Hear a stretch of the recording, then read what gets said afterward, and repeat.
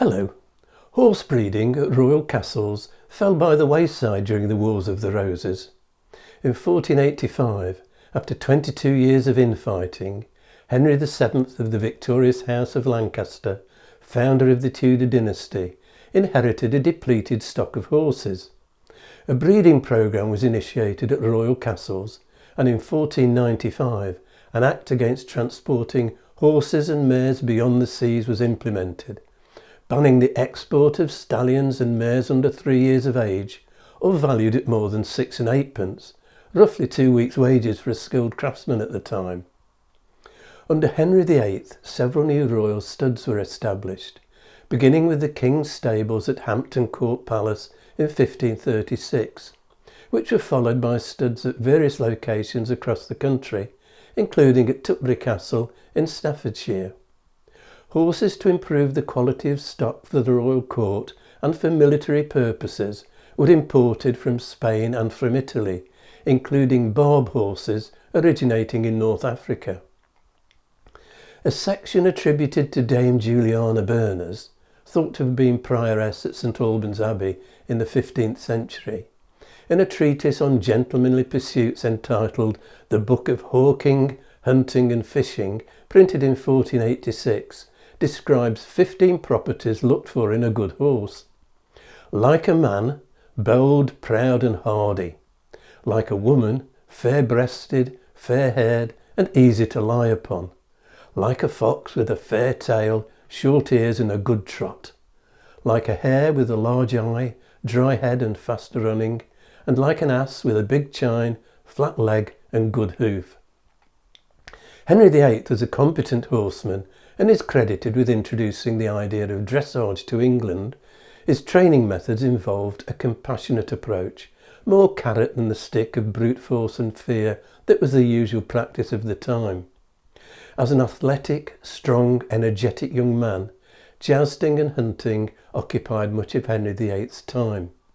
After Catherine of Aragon gave birth to Prince Henry on the 1st of January 1511, Henry made a pilgrimage to the shrine of Our Lady of Walsingham to give thanks, and then ordered a great joust at Westminster to celebrate the occasion.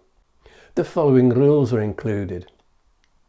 If it happen that any man as God defend doth kill his fellow's horse by way of foul running, he shall be bound to give the horse that he rideth unto his fellow, or the price of the horse at the discretion of the judges. And who striketh his fellow below the waist, or in the saddle with full course by way of foul running, he shall be disallowed of 2 spears. And who breaketh most spears is worth the prize. Contemporary accounts single it out as the most lavish tournament of Henry's reign. A record of the event pictures Henry himself in action, with Catherine looking on. A suit of jousting armour belonging to Henry can be seen at the Tower of London. Tragically, the infant Prince Henry died soon afterwards. A Breed of Horses Act was passed in 1535, setting minimum height standards for horses allowed to breed. In an attempt to regulate accidental crossbreeding, a follow-up act of 1540 restricted the size of horses allowed on common land. The aim of the legislation was to try and ensure the production of more powerful war horses. In January 1536, the 44-year-old Henry VIII suffered a serious accident that ended his jousting career. He was unseated in full armour and pinned beneath his horse, which fell on top of him. He lost consciousness for 2 hours. Unable to exercise afterwards, his physical health declined. It's been suggested the incident resulted in a brain injury that contributed to his increasing irascibility and unpredictable moods. Elizabeth I commemorated her accession on 17th of November 1558 annually with a national holiday and celebration that included tilting. She was herself a good horsewoman who rode for recreation all her life, often at speed to the consternation of her courtiers. Horses renowned for fleetness were imported for the Queen by her close friend and master of horse Robert Dudley, Earl of Leicester.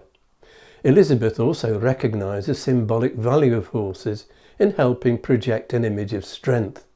choosing to deliver her rousing, "I know I have the body but of a weak and feeble woman, but I have the heart and stomach of a king, and of a king in England too," speech to the troops gathered at Tilbury in August 1588 with the Spanish Armada approaching, on horseback, seated astride and wearing armour.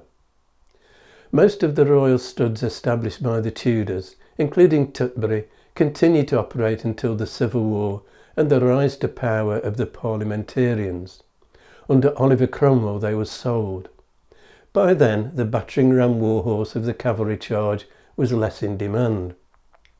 With the increasing use of gunpowder in warfare and the introduction of coach travel in the Elizabethan period, the emphasis was on faster, lighter, more nimble animals. Next time, horses in art, from prehistory to the modern day. If you've enjoyed this video, hit the like and subscribe buttons and click on the notification bell to be informed when the next video is available, or you can subscribe by clicking on the rose window over my shoulder.